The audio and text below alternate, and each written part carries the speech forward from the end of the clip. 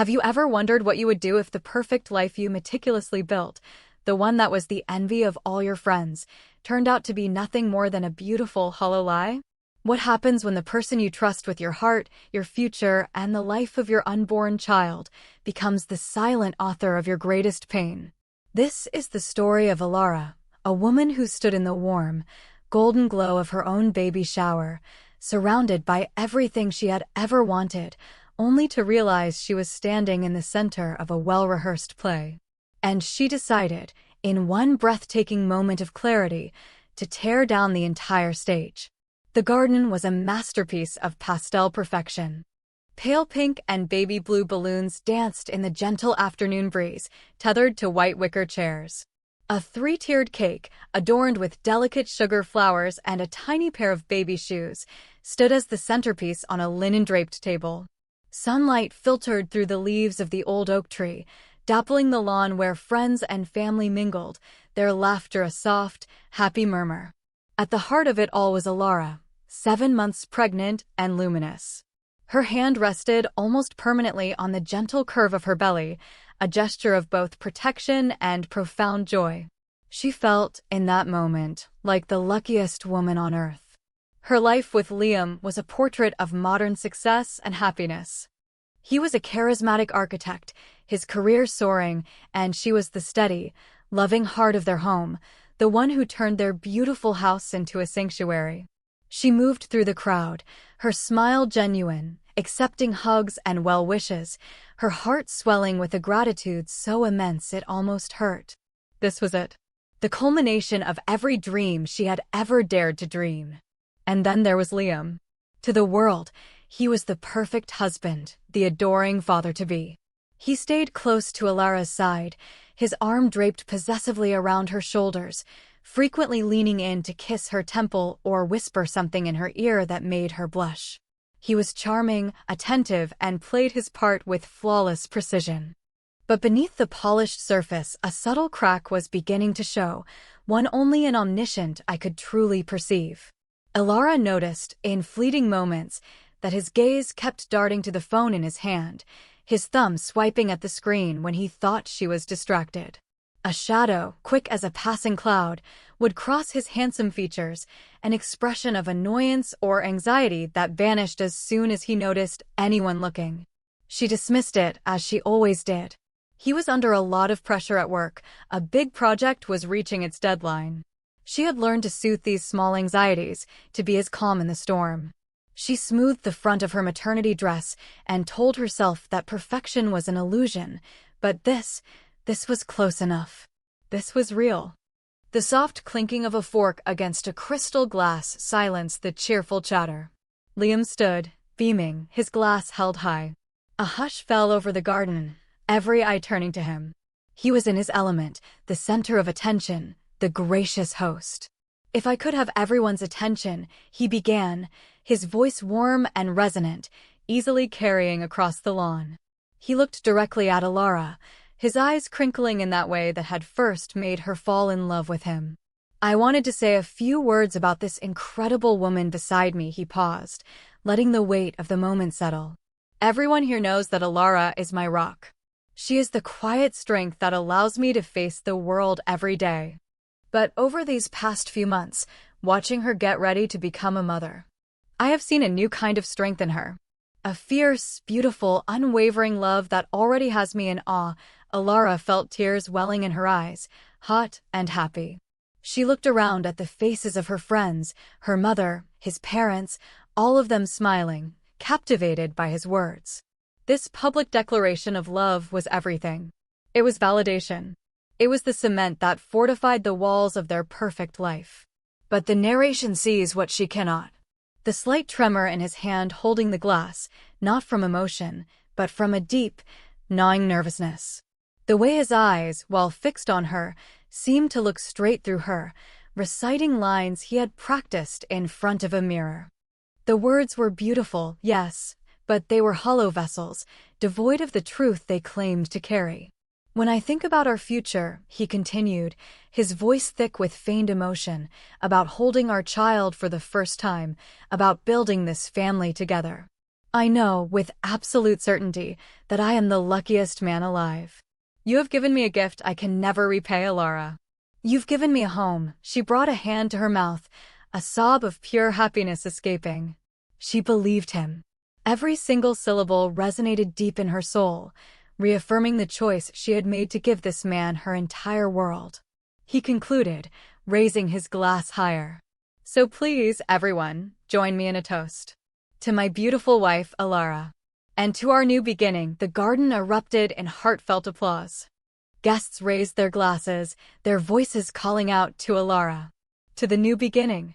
Liam leaned in and gave her a long, lingering kiss, a performance for the crowd that tasted like ash and deceit. And as he pulled away, whispering, "I love you," Alara whispered it back, completely unaware that she was kissing her own executioner. That new beginning he spoke of was not the one she imagined. It was a future he had already meticulously planned, and tragically, it did not include her. The night before the party had been suffocatingly still. Alara lay awake long after midnight, a strange and unfamiliar anxiety coiling in her stomach. It wasn't the baby kicking or the usual discomfort of the third trimester. It was a deeper premonition, a profound sense of wrongness that made the air in their bedroom feel thin and cold. Liam slept soundly beside her, his breathing even, the picture of peaceful innocence. His phone, which was usually plugged in on his side of the bed, lay on the nightstand between them. As she stared at the ceiling, trying to will herself to sleep, the small device buzzed silently, the screen flaring to life for a brief moment in the darkness. It was a message notification. Normally, she would have thought nothing of it. Their trust was absolute, their privacy sacred. She had never once, in 5 years of marriage, felt the urge to look through his phone. But tonight was different. That cold premonition in her gut transformed into a sharp, undeniable command. A voice in her head, one she had never heard before, whispered, "Look." Her heart began to hammer against her ribs, a frantic drumbeat in the silent room. With a trembling hand, she reached over and picked up the cool, sleek device. Her thumb hovered over the screen. She knew his passcode, but he had recently set up the fingerprint scanner. She gently pressed his sleeping thumb against the sensor. The phone unlocked. A wave of guilt washed over her, but it was immediately submerged by the tidal wave of dread. She opened his messages. Her eyes scanned the list, searching for a name she didn't recognize. And then she saw it. Chloe, it wasn't just the name. It was the sheer volume of the exchange. A thread that went back not just days or weeks, but months. With a shaking finger, she opened it. The world as she knew it tilted on its axis and then shattered into a million irreparable pieces. The messages were not just flirtatious. They were a detailed chronicle of a deep, passionate affair. They were filled with inside jokes, declarations of love, and plans. So many plans. Plans for a future that brutally and methodically erased her. She read about their weekend trips while he was supposedly on business. She read his complaints about her mood swings during the pregnancy, about how he felt trapped, and then she saw the most recent texts from just a few hours earlier. Chloe, thinking of you. I hate that you have to go through with that stupid party, Liam. Just getting through this ridiculous party tomorrow. It's the last hoop I have to jump through. Then I'm all yours. I promise. I can't wait to see you. The breath left Alara's body in a painful rush. The screen blurred through a sudden film of tears, but she blinked them away. A strange and terrifying calm began to settle over her, a cold, hard clarity that displaced the initial shock. This was not a moment for grief. Not yet. Grief was a luxury she could not afford. This was a moment for war. She spent the rest of the night wide awake, the phone clutched in her hand. She didn't cry. She didn't rage. She meticulously scrolled back, taking screenshots of every damning message, every cruel betrayal, every stolen promise. She saved them all to a secure folder, her mind working with a speed and precision that surprised even herself. As the first light of dawn broke, casting a gray pallor over their perfect bedroom, Alara had a plan. She would attend the baby shower. She would smile and accept the congratulations. She would let him play his part. And then, when the moment was right, she would burn his world to the ground using the very words he had written. The applause for Liam's toast was still echoing softly in the garden as he turned to her, his face alight with self-satisfaction. He had done it. He had delivered the perfect, heartfelt speech, and now he could get through the rest of this charade. He leaned in for another kiss, but Alara turned her head slightly, so his lips met her cheek. He frowned, a flicker of confusion in his eyes. She gave him a smile, a brilliant, brittle thing that did not quite reach her own eyes. "Thank you, honey," she said, her voice steady and sweet. "That was beautiful. Truly.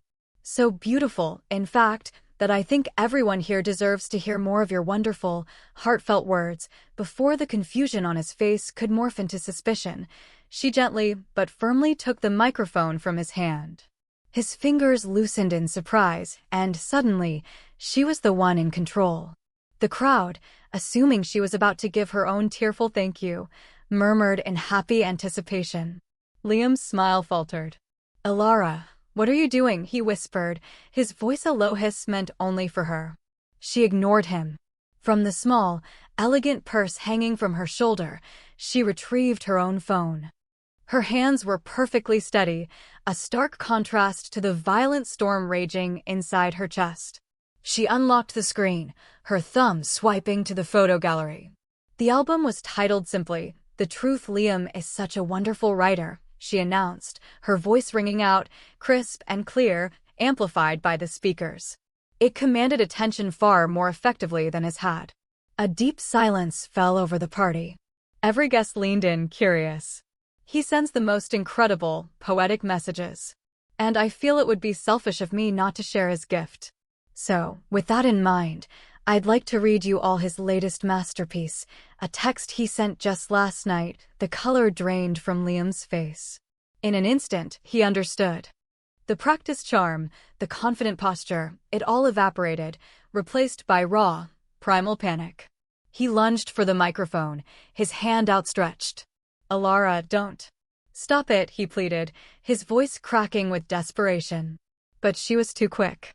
She took a deliberate step back, turning her body away from him, creating a physical and symbolic distance between them.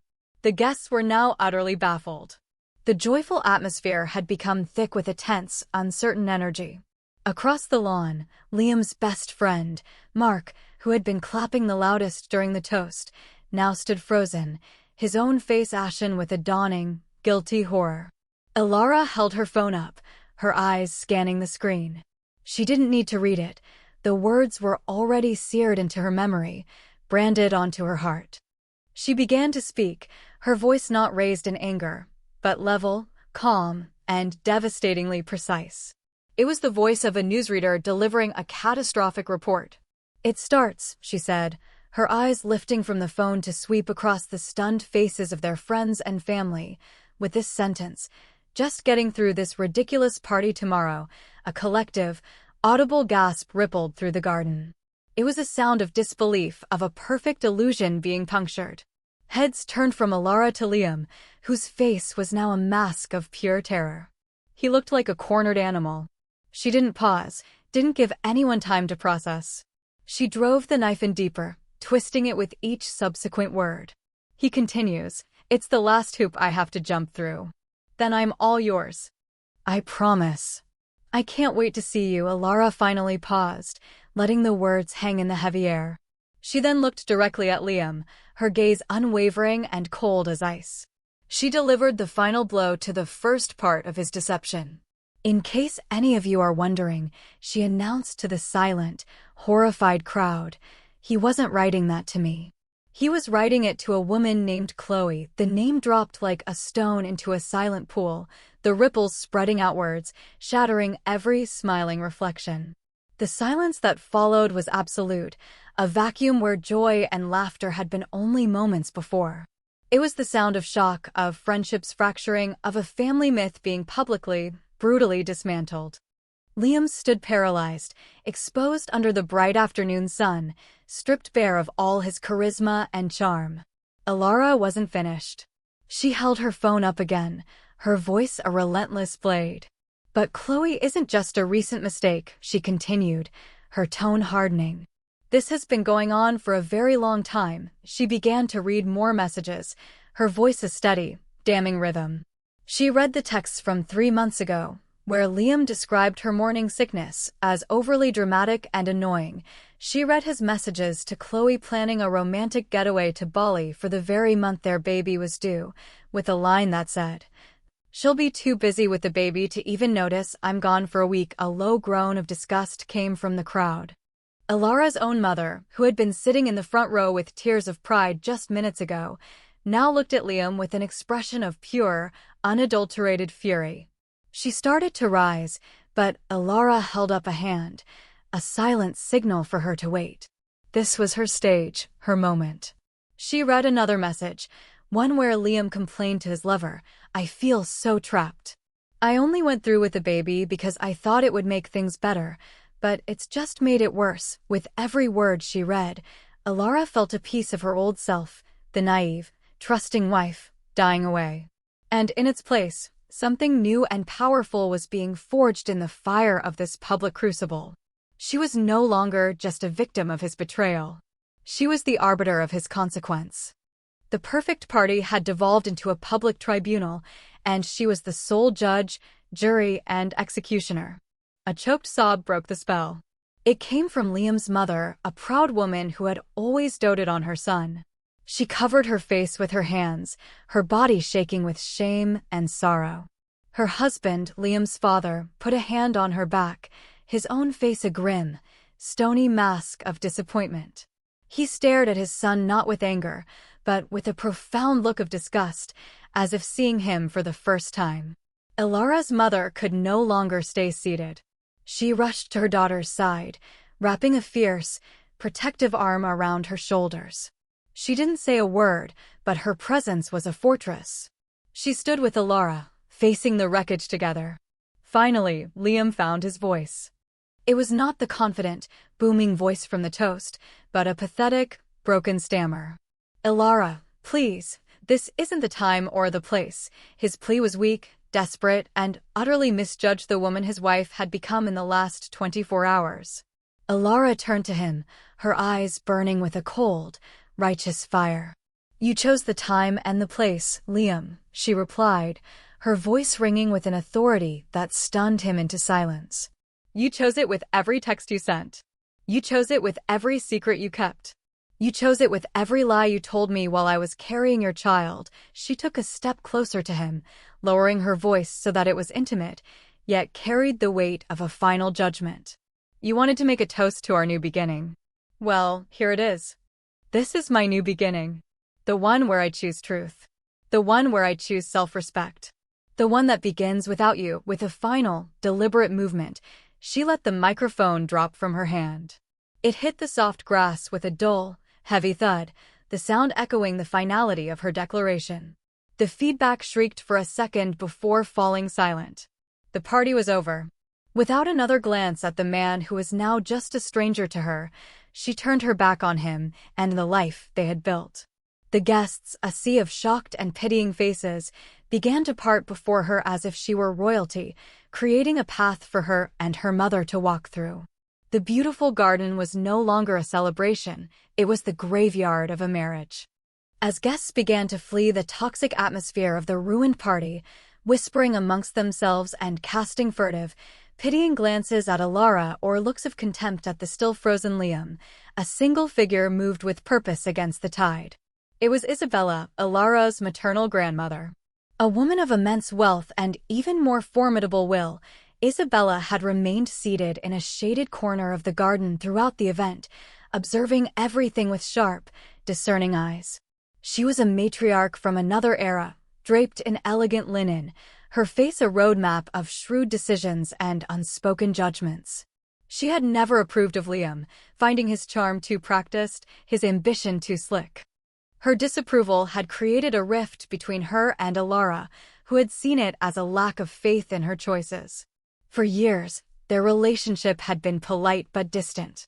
Isabella walked straight past the disgraced Liam, not affording him so much as a sideways glance. He was beneath her notice now, a piece of broken furniture to be discarded. She reached Alara, who stood beside her mother, looking strangely serene amidst the chaos she had unleashed. Isabella placed a firm, steadying hand on her granddaughter's shoulder. Alara looked up surprised. Her grandmother's eyes, usually filled with a cool, critical light, now held something Alara had never seen before, a fierce, blazing pride.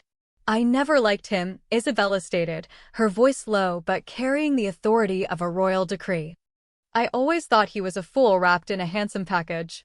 But I never knew," she paused, her grip tightening slightly, "that you had this much iron in your spine." She surveyed the scene, the weeping mother-in-law, the horrified guests, the pathetic figure of Liam, with a grim satisfaction. "You did the right thing. Never let anyone mistake your kindness for weakness." Then, her tone shifted from praise to command. "Now, let's get you out of here. This place reeks of betrayal." Isabella's intervention was a turning point. She was the catalyst Alara didn't even know she needed. Her presence introduced an element of power and control into a situation that could have dissolved into messy, hysterical drama. She was a lifeline of cold, hard competence. She snapped her fingers at a young woman who had been hovering nearby, her personal assistant. "Celeste," she ordered, "call my lawyer. The best one. Tell him to start divorce proceedings immediately. Then, arrange for a team to go to the house and pack Mrs. Collins's essential belongings. She will not be setting foot in that house again." Isabella's words were clear, concise, and left no room for argument. She was taking charge, building a fortress around Alara before the dust had even settled. She wrapped an arm around Alara's waist, guiding her towards the gate, away from the wreckage. "You and the baby are my only priority now," she murmured, her voice softer than Alara had heard it in years. "The rest of this is just noise." "We'll handle the noise." As they walked away, Alara felt a profound shift inside her. She had not only ended her marriage, she had, in the most unexpected way, reclaimed her family. The distant, judgmental matriarch had just become her most powerful ally. The weeks that followed were a blur of legal meetings and quiet healing. Alara was installed in a sun-drenched, minimalist apartment in a secure building overlooking the city, a sanctuary procured by Isabella. The apartment was a stark contrast to the home she had shared with Liam, which had been filled with his taste, his choices, his presence. This new space was a blank canvas, hers to fill. Liam, predictably, fell apart. He bombarded her with texts, emails, and voicemails, a desperate cycle of tearful apologies, angry justifications, and eventually, pathetic threats about custody. Guided by Isabella's lawyer, Alara blocked him on every platform and created a wall of impenetrable silence. The lawyer, a sharp, no-nonsense woman named Miss Davies, handled all communication, her correspondence with Liam's counsel as clinical and efficient as a surgeon's scalpel. The baby shower incident had become a piece of local gossip, a cautionary tale whispered at dinner parties and country clubs. Alara chose to ignore it all. She turned inward, focusing with singular purpose on two things, her own well-being and the tiny life growing inside her. The chasm that had existed between her and Isabella began to close. They spent long afternoons together, not talking about Liam or the betrayal, but about everything else. They talked about the future, about Isabella's own past, about the business empire she had built. Isabella confessed that her initial coolness towards Liam hadn't been about him, but about her fear for Alara. "I saw how completely you gave yourself to him," Isabella admitted one afternoon, her voice laced with old regret. "I mistook your immense capacity for trust as a vulnerability. I was wrong. It is a strength, one he was simply too small a man to deserve." In these conversations, Alara began to rediscover a version of herself she had forgotten. The overlooked virtuoso, the woman whose identity had been subsumed by her role as Liam's wife, began to unearth her own passions and ambitions. She had put her architectural studies on hold to support Liam's career. Now, she found herself sketching again, designing not just buildings, but a new life. The grief was still there, a dull ache beneath the surface, but it was no longer the defining feature of her existence. It was becoming a part of her story, not the entire narrative. The fear of the future, once a terrifying abyss, was slowly transforming into a landscape of quiet possibility. She was no longer just an expectant mother or a scorned wife. She was Alara. And for the first time in a very long time, that felt like more than enough. One crisp autumn afternoon, as Alara was leaving a prenatal yoga class, she found him waiting for her on the sidewalk outside her apartment building. Liam. He looked like a ghost of the man he once was. His expensive suit was rumpled, his face was gaunt and unshaven, and the confident swagger he once possessed had been replaced by a desperate, haunted stillness. His career, built so much on his personal charm and connections, was floundering. Friends had deserted him. His family was ashamed. He was an island of his own making. When he saw her, he took a hesitant step forward. "Alara," he said, his voice raw. "Please. Just 5 minutes. That's all I ask," against her better judgment, but feeling a final, detached sense of obligation to close this chapter completely, she stopped. She did not move closer to him. She simply stood her ground, her hand resting on her belly, a silent shield. He began to speak, the words tumbling out in a torrent of regret. He was sorry. He had made a terrible mistake. He was lost without her. Chloe was gone, he said, as if that one detail could erase months of intricate deceit. He claimed he loved her, only her, and that he wanted his family back. The speech was filled with all the right words, but they landed with no impact. They were just sounds, empty of meaning. Then, he made his final, fatal error. He tried to use their child as a bargaining chip. "Think about our child, Alara," he pleaded, his eyes welling with tears that she now recognized as pure performance. "Don't you want our baby to have a father? To have a whole family?" The air grew still. Alara looked at him, truly looked at the pathetic, broken man before her, and felt nothing. Not hatred, not anger, not even pity. There was only a vast, calm emptiness where her love for him used to be. "I am thinking about my child, Liam," she said, her voice quiet but carrying the unshakable weight of conviction. The calmness in her tone seemed to frighten him more than any screaming match would have. "I am thinking about raising my child in a home that is built on a foundation of truth, not one riddled with the rot of your lies. I am thinking about teaching my daughter, or my son, what real love and respect actually look like. I want them to know that love is not about control or deception. It is about honor," she paused, letting her words sink in, a final lesson he would never understand.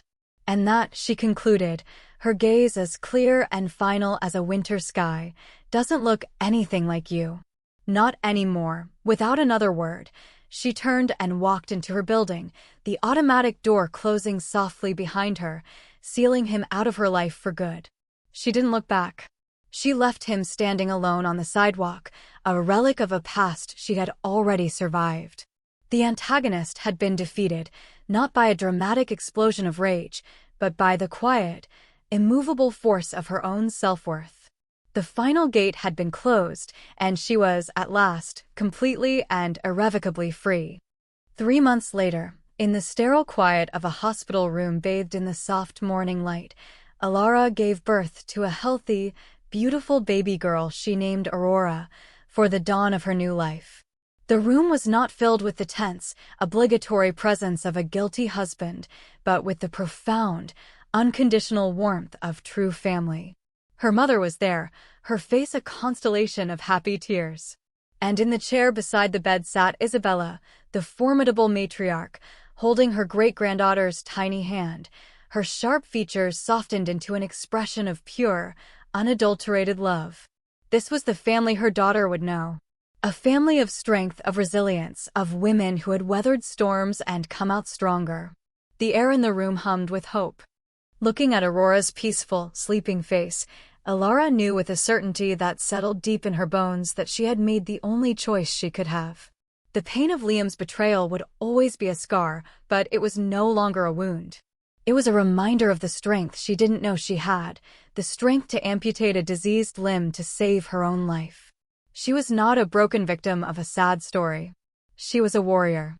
She was a survivor who had walked through fire and emerged not burned, but forged. Months melted into a peaceful new rhythm. In her apartment, now filled with the soft sounds of a baby's coos and the bright colors of toys, Alara would stand by the window at night, rocking Aurora in her arms. She would look out at the vast, glittering expanse of the city lights, and she no longer saw a lonely future. She saw a world of infinite possibility, a story waiting to be written, a life that was entirely, beautifully, her own. Alara chose to turn her deepest wound into her greatest strength. She taught everyone who witnessed her story that dignity is not something another person can take from you. It is a crown that can only be surrendered. She learned that sometimes the most powerful act of love is to walk away from a love that was never real to begin with, to protect your own peace and build a future worthy of your heart. Her journey was not about revenge. It was about reclamation. She reclaimed her voice, her power, and her future, proving that the end of one chapter is not the end of the book. What will you write in yours? If you have ever had to find your own strength in the face of betrayal, or know someone who has, share this story. Remind them and remind yourself that your story isn't over. It's just beginning.